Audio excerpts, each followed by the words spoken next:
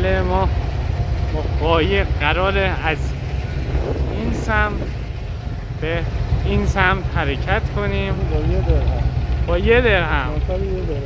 نفری 1 درهم. پول آبم نمیشه.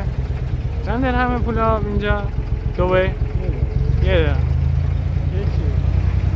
آره. شما عظمت اینجا رو فکر نکنم بتونید واقعیتش لمس کنید که چه جای خفنی هستیم ما.